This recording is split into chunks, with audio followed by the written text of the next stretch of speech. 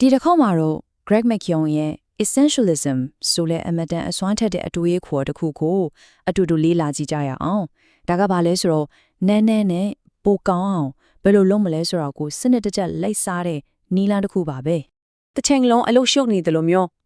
ဒါပေမဲ့တကယ်တမ်းကျတော့ဘာမှမမယ်ရမပြီးမြောက်တယ်လို့ခံစားရဘူးလား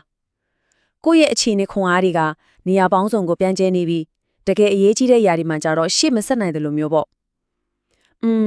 အဲ့လိုခံစားနေရတာတရားထဲတော့မဟုတ်ပါဘူးဒါကခက်တဲ့လူနေမှုဘဝရဲ့အထက်အများဆုံးထောင်ချောတစ်ခုပဲဗျာကဲဒီပြဿနာကိုရှင်းရှင်းလင်းလင်းနားလည်ပြီးဖြေရှင်းနိုင်ဖို့အပိုင်း၅ပိုင်းခွဲပြီးကြည့်တော့ပါမယ်ပထမဆုံးကျွန်တော်တို့ဘာကြောင့်ဒီလောက်အလုပ်ပြီးနေရတယ်လဲဆိုတဲ့ကဲယောကအကြောင်းကိုအရင်ကြည့်မယ်ပြီးရင် essentialist တောင်ရဲ့တွေးခေါ်ဖို့ပြီးတော့လက်တွေအကျင့်သုံးဖို့အဆင့်၃ဆင့်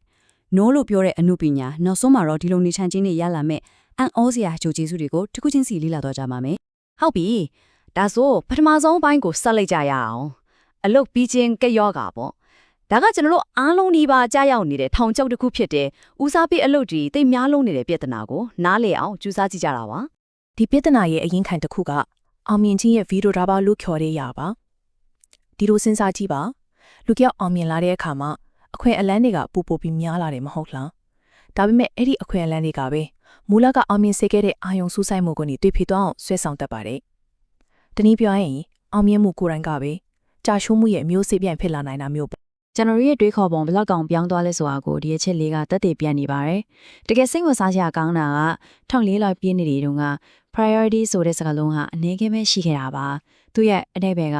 တစ်ခုတည်းတို့အရေးကြီးဆုံးအရာတဲ့။အဲ့ဒီတိုင်းပဲနှစ်ပေါင်း900လုံးလုံးသူကအနေငယ်ပဲ။ဒါပေမဲ့အခုခေတ်မှာတော့ priority ဆိုပြီးအများကြီးနဲ့သုံးနေကြပြီလေ။ဦးစားပေးရာ9ခု10ခုရှိတယ်လို့ပြောနေတာကတစ်ခုတည်းတော့အရေးကြီးဆုံးရာ9ခု10ခုရှိတယ်လို့ပြောနေတယ်လို့ပဲ။အဲ့ဒါကအဓိပ္ပာယ်မရှိတော့မဟုတ်လားကဲပြည်နာကတော့နားတယ်တော့ပြီအခုဖြေကိုကြည့်ရအောင်ဒါကတော့အပိုင်းည essentialist တယောက်ရဲ့လမ်းစဉ်မှာသူ့ရဲ့အဓိကဆောင်ပုဒ်ကတော့ရိုးရှင်းပြီးတိတ်ကိုအစွမ်းထပ်ပါတယ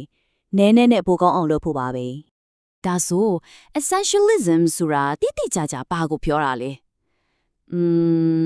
ဒါကကိုယ့်ရဲ့အမြင့်မားဆုံးပန်ပိုးနိုင်စွမ်းကဘယ်နေရာမှာရှိလဲဆိုတာကိုစနစ်တကျရှာဖွေတာပြီးတော့အဲ့ဒီတကယ်အရေးကြီးတဲ့အလို့အနှဲငယ်ကိုပဲအာယုံစိုက်ပြီးအကောင်းဆုံးအကောင်းထဲဖော်တဲ့နီးလန်းပါအဓိကအရာအလုံးကိုပို့လို့ဖို့စူးစမ်းနေတာမဟုတ်ဘူးမှန်ကန်တဲ့အရာတွေကိုပဲလုပ်ဖို့ပါပဲဒီနှစ်ခုရဲ့တွဲခေါ်ပုံကွာခြားခက်ကတော်တော်ကြီးပါရဲ့ essentialist မဟုတ်တဲ့သူကအမြဲတမ်းနှစ်ခုလုံးကိုဘယ်လိုလုပ်ရမလဲလို့မေးတယ်ဒါပေမဲ့ essentialist ကတော့ငါဘယ်ပြဿနာကိုလိုချင်တာလဲဆိုတော့ပိုခက်ခဲပေမဲ့ပိုပြီးလွတ်မြောက်စေတဲ့မိကုန်းကိုရဲဝံ့မေးပါရဲ့ဒါကဘဝမှာအရာအလုံးကိုတော့မရနိုင်ဘူးအလဲလောက်ရမင်းဆိုတာကိုလက်ခံလိုက်တာပါပဲလူတွေအများဆုံးမြောက်ထွေးတတ်တဲ့အချက်တစ်ခုကိုရှင်းရအောင် essentialism နဲ့ minimalism ပါကွာလဲပေါ့ essentialism ကအတွင်းပိုင်းကိုအဓိကထားတယ်ဆိုလိုတာကကိုယ့်ရဲ့အချိန်နဲ့ခွန်အားကိုဘယ်လိုသုံးမလဲဆိုတာမျိုးပေါ့ minimalism ကတော့အပြင်ပိုင်းဖြစ်တဲ့ပိုင်ဆိုင်မှုတွေကိုအဓိကထားတယ် essentialism ကအလုပ်ရှုပ်ခြင်းကိုရှုပ်ချပြီး minimalism ကစားသုံးမှုဝါဒကိုစန့်ကျင်တယ်အတူတူပြောရရင် essentialism ရဲ့ပန်းတိုင်ကနည်းနည်းကိုလိုက်စားခြင်းဖြစ်ပြီး minimalism ကတော့နည်းနည်းပဲရှိခြင်းပါပဲကွာခြားမှုကတိမ်မွေ့ပေမဲ့အရေးကြီးပါတယ်တဘောတရားကိုနားလဲပြီဆိုတော့လက်တွေ့ဘက်ကိုကူးပြောင်းကြည့်အောင်အပိုင်း၃မှာဒီအတွဲခေါ်ကိုလက်တွေ့ဘဝမှာဘယ်လိုကျင့်သုံးမလဲဆိုတဲ့အဆင့်30ပါစီကံကိုလေ့လာပါမယ်ဒါကလှုပ်ဆောင်မှုအတွက်ရှင်းလင်းတဲ့မိုးပေါင်းတစ်ခုပါပဲဒီလုပ်ငန်းစဉ်မှာအဓိကအဆင့်30ပဲရှိပါတယ်ပထမဆုံးက explore ဆိုလိုတာကအရာရာတိုင်းကတကယ်တန်မှုရှိတဲ့အနှဲငယ်ကိုစူးစမ်းရှာဖွေတာပါအဲ့ဟာကိုတွေ့ပြီဆိုရင်ဒုတိယအဆင့်က eliminate အရေးမပါတဲ့အရာအများစုကိုရဲဝံ့ဖယ်ရှားပစ်တာပါနောက်ဆုံးအဆင့်ကတော့ execute အရေးကြီးတဲ့အလုပ်တွေကိုအလွယ်တကူအကောင့်အထည်ဖော်နိုင်မဲ့စနစ်တစ်ခုတိစောက်တာပါပဲ explore အဆင့်မှာသုံးနိုင်တဲ့အမြဲတမ်းအစွမ်းထက်ကလက်နက်တစ်ခုကတော့ Pareto principle ပါပဲ80-20 rule ကိုလည်းလူသိများကြပါတယ်ဒီစီမင်းကရိုးရှင်းပါတယ်အကျိုးရလဒ်80%ဟာအကြောင်းရင်း20%ကနေလာတာပါကိုယ့်ရဲ့အလုပ်ကိုပြန်စဉ်းစားကြည့်ပါဘယ်လုံဆောင်ချက်20%လောက်ကရလဒ်80%ကိုဖန်တီးပေးနေတယ်လဲအဲ့ဒါကိုရှာတွေ့ဖို့ကအဓိကပါပဲအခု eliminate စနစ်အတွက်90%စီမင်းဆိုတဲ့စစ်ထုတ်ကိရိယာတစ်ခုကိုကြည့်ရအောင်အခွင့်အလန်းတစ်ခုကိုစဉ်းစားတဲ့အခါကိုယ့်ရဲ့ရေးကြီးဆုံးစံနှုန်းနဲ့တိုင်းတာကြည့်ပါအကယ်၍အဲ့ဒါက90%လောက်ဟုတ်တယ်ဆိုတာမျိုးပြပြသားသားမဟုတ်ဘူးဆိုရင်အဲ့ဒါကိုမဟုတ်ဘူးလို့ပဲသတ်မှတ်လိုက်ပါဒီနည်းလမ်းကတော်ရုံကောင်းတဲ့အရာတွေနဲ့အချိန်ကုန်နေမဲ့အစားတ ကယ်ကောင်းတဲ့အရာတွေကိုပဲရွေးချယ်နိုင်အောင်ကူညီပေးပါလိမ့်မယ် အရေးမပါတွေကိုဖယ်ရှားဖို့အတွက်ကျွန်တော်တို့မှာအရေးအကြီးဆုံးအရေးအချင်းတစ်ခုလိုအပ်လာပါတယ်။ဒါကတော့အပိုင်းလေးမှာလီလာမယ်ငင်းဆိုခြင်းရဲ့စွမ်းအားပါပဲ။ကိုယ့်ရဲ့အဖို့တန်တဲ့အာယုံစူးစိုက်မှုကိုကာကွယ်ဖို့ဘယ်လို transient စွာ no လို့ပြောမလဲဆိုတာကိုကြည့်ကြအောင်။ ဒီစကားကတကယ်အစွမ်းထပ်ပါတယ်ရှင်းလင်းတဲ့ညင်းဆိုခြင်းတစ်ခုကမရေရာတဲ့ဒါမှမဟုတ်ကတိမတိတဲ့ဟုတ်ကဲ့ထပ်ပို့ပြီးကြက်တည်ရရှိနိုင်တဲ့ညင်းဆိုခြင်းကိုအစိုးမြင်စရာအဖြစ်မဟုတ်ပဲလေးစားမှုနဲ့ရှင်းလင်းမှုရဲ့သင်္ကေတတစ်ခုအဖြစ်ရှုမြင်ဖို့ပါပဲဒါဆိုလက်တွေ့မှာဘယ်လိုပြောမလဲကျွန်တော်မလုပ်နိုင်ပေမဲ့ဆိုတာမျိုးကဖြောပြောင်းတဲ့ညင်းဆိုမှုပါအကူအညီပေးလို့စီကိုပြပေးမဲ့ကိုယ့်ရဲ့အဓိကအနုတ်ကိုတော့မထိခိုက်စေဘူးပေါ့